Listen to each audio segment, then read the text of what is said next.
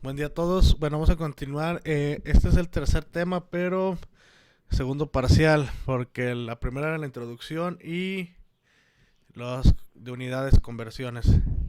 Y el tercer pues va a ser los vectores. Entonces, la semana pasada o días pasados han investigado algunas cuestiones de los vectores. Pues hoy vamos a explicar algo no relacionado. Bueno, aquí la pregunta es, ¿qué es un vector? Eh, un vector es prácticamente, se caracteriza por tres palabras, que es la magnitud, la dirección y el sentido. Generalmente los vectores se utilizan en la parte de mecánica para representar fuerzas, velocidades o alguna magnitud que ustedes quieran medir o conocer. Entonces, se le conoce que un vector se caracteriza por tener magnitud, dirección y sentido. Nunca se les olvide eso.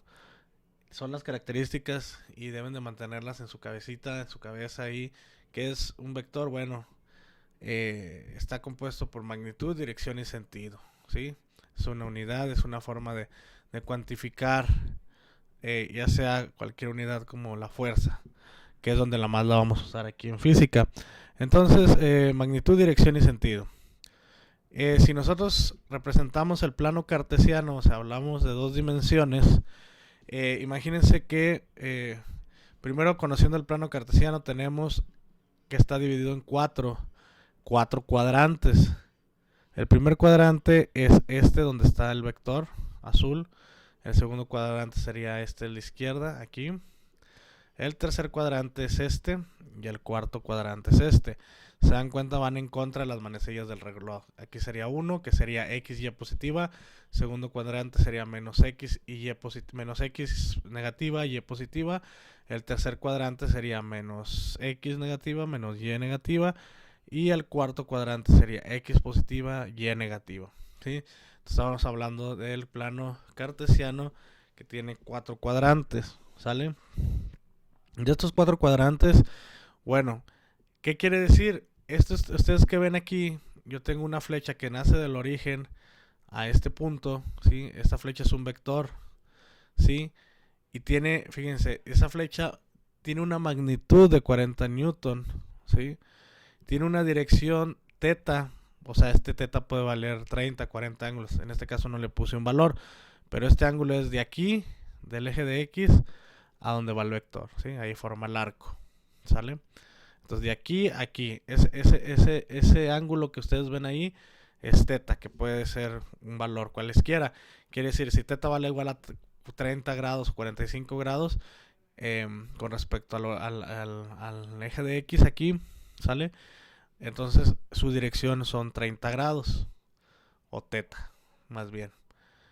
Se puede, como usted, el valor que tengamos. Ahorita lo que me interesa es magnitud 40 newton, dirección teta igual a 45. Un número cualesquiera que sea, donde esté ubicado la dirección. Entonces, la dirección es dónde vive. Cuando ustedes les preguntan su dirección, es dónde vives, ¿no? Con respecto de quién, ¿no? Pues vivo en tal cuadra. Con respecto a tal cuadra, dan ustedes su ubicación. Entonces, es lo mismo. La dirección es donde vive el vector. Aquí vive a teta grados igual a 45 grados, ¿no? Con respecto a X. Entonces tenemos magnitud, dirección y el sentido. ¿Quién se lo va a dar? Bueno, el sentido es hacia dónde va a indicar la flecha. Partiendo del origen hacia dónde indica la flecha, pues eso lo van a reconocer con el cuadrante. Entonces, aquí el sentido se lo va a dar que es en el cuadrante número 1. Entonces, la magnitud de ese vector llamado P en azul es 40 newton, que es una unidad de fuerza. Tiene una dirección teta que dijimos que valdría 45 y tiene un sentido para el primer cuadrante, ¿sí? O sea, esa flecha indica del origen a este cuadrante, ¿sale? Entonces, prácticamente es un vector. Eh, Está compuesto por esas tres palabras: magnitud, dirección y sentido. ¿De qué nos sirven los vectores? Bueno, los vectores principalmente nos van a ayudar a representar fuerzas, ¿sí? En un plano. Después vamos a ir, en los siguientes temas vamos a ver, en el tercero, cuarto y quinto parcial, vamos a ir viendo este tipo problemas, pero sí necesitamos que en su mente tengan que un vector tiene magnitud, dirección y sentido ubicado en un plano. Magnitud 40 newton, ¿cuánto vale? La dirección, ¿dónde vive? Pues vive en θ igual a 45 grados, ¿sí?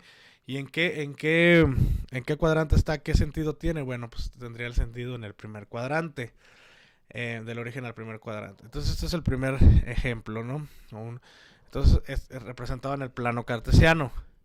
Entonces fíjense, yo aquí tengo otro vector. Ahora el vector se llama F1 y tiene una magnitud de 40 newton. Su ángulo que forma de X, o sea, de aquí a aquí, se llama alfa, ¿sí? Sería interesante que revisaran, o les voy a pedir la tarea de que anoten en su cuaderno el alfabeto griego en mayúsculas y minúsculas para que vayan familiarizándose con las letras, ¿no? Este es alfa. Entonces, alfa es donde es la dirección, ¿no? Vive a alfa grados. Todavía no sabemos, no le asigné un grado, no le asigné grados, pero pues sabemos que hay un ángulo ahí. Entonces, su magnitud de 40, el vector F1 en azul es de 40 newton, perdón, es fuerza, y alfa es el ángulo que tiene. ¿En qué cuadrante vive? Bueno, vive en el primer cuadrante. Después de ahí vamos a tener otro vector que se va a llamar F2 en rojo. ¿Y cuál es la magnitud de ese vector F2? Bueno, va a ser de 50 newton. ¿Qué dirección tiene? De aquí de X aquí al vector en rojo, el ángulo se llama beta y vive en el segundo cuadrante, ¿sí? Asimismo, yo tendría un vector F3, ¿sí? Aquí como en magenta, no sé cómo se llama ese color. En F3, ¿sí? Es un vector que se llama F3. ¿Cuánto es su magnitud? De 35 newton. El ángulo es de gamma, del origen, de aquí de X, de aquí a aquí. Y vive en el tercer cuadrante. Ahora, vamos a ver, el otro vector se llama F4, su magnitud es 10 newton, ¿sí? Y tiene un ángulo de aquí a aquí que se llama ρ, ¿sí? Y vive en el cuarto cuadrante, o sea, es su sentido apunta hacia el cuarto cuadrante. Entonces, prácticamente es lo que nosotros necesitamos saber. ¿Qué es un vector? Magnitud, dirección y sentido. Puede estar ubicado en cualquiera de los cuadrantes, pero siempre hay que ubicar el ángulo y la magnitud. Entonces, de ahí, fíjense, ahora, cuando hagamos problemas a este tipo de análisis en el plano cartesiano, lo vamos a llamar diagrama de cuerpo libre. Ya después, cuando hagamos problemas de aplicación en el de vectores, ¿no? Que es lo que viene y lo que a ustedes les interesa. Entonces, de aquí, fíjense, vamos a decir que ustedes tienen un vector que se llama F, ¿no? En morado, y que forma un ángulo de aquí a aquí. Ese ángulo se llama phi y está en el primer cuadrante. Entonces, no conocemos su magnitud, no conocemos su dirección, pero sabemos que está en el primer cuadrante. Entonces, ¿qué va a pasar con ese vector F? Bueno, esto es muy interesante. El vector F, si ustedes se dan cuenta, va a tener una componente en X. Quiere decir esa componente en X que es una magnitud, ¿sí? Que de ese vector con un ángulo que se proyecta sobre el eje de las X. Y va a tener una componente en Y, FY, que está en azul aquí, que se proyecta sobre el eje de las Y. Si se dan cuenta, un vector que ya sabemos que tiene dirección, magnitud y sentido, está compuesto por dos componentes, por X y por Y. ¿Y cuál es lo interesante de esto? Bueno, una vez que nosotros determinemos, por decir, en el plano cartesiano, en un problema, sabemos que estamos analizando fuerzas, aparte de las características de magnitud, dirección y sentido, bueno, sabemos que el vector F se compone en dos componentes, X y Y, Fx y F en Y, y tiene un ángulo. Entonces, aquí lo interesante es que se dan cuenta de este ángulo,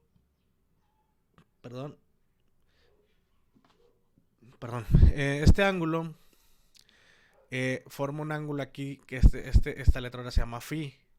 El ángulo ustedes lo pueden poner como ustedes quieran. O sea, yo ya les dije que en los anteriores se llama, aquí se llamaba, en este se llamaba teta, ¿no? O sea, El ángulo puede ser cualquier, alfa, beta, gamma y rho. En este ejemplo que le estoy poniendo ahorita se llama phi. Entonces es el ángulo que forma del rojo al morado, o sea, de X a la hipotenusa. ¿Qué quiere decir? Ahí viene la parte de la hipotenusa. Este es un triángulo rectángulo, si lo ven. Este es el ángulo phi, que forma del rojo al morado. Pero aquí en el cruce del rojo con el azul o de X con Y, forma un ángulo de 90 grados. Un ángulo de 90. Entonces, lo que estamos formando es un triángulo rectángulo. Entonces, cuando nosotros queramos analizar vectores, necesitamos saber que tiene una proyección en X y una proyección en Y, que son Fx y su componente Fx y su componente Fy, con un ángulo aquí, entre el rojo y el morado, entre X y la hipotenusa. Entonces, si es un triángulo rectángulo, pues sabemos que en este caso Fx sería un cateto y Fy sería otro cateto. Y la magnitud o F, el morado, sería la hipotenusa. Es un triángulo rectángulo. ¿Sale? Entonces, ya que tengan ubicado eso, ¿cómo lo vamos a hacer? Bueno, lo interesante aquí viene, ya vimos que se forma un triángulo rectángulo a través en el plano cartesiano. Nosotros lo podemos trasladar y analizarlo como un triángulo común, un triángulo rectángulo común. ¿Qué saben ustedes del triángulo rectángulo? ¿Qué han visto? Bueno, podemos utilizar el teorema de Pitágoras. ¿Para qué? Si yo conozco los dos catetos, o sea, las componentes en X y en Y, puedo conocer la hipotenusa, que en este caso sería la F. Pero también puedo utilizar las funciones trigonométricas como coseno. Coseno dice que es el adyacente entre la hipotenusa de phi, que es el ángulo. Entonces el adyacente sería el rojo y la hipotenusa sería el morado. Entonces sería fx sobre f. Seno de phi sería el opuesto es el azul y la hipotenusa es el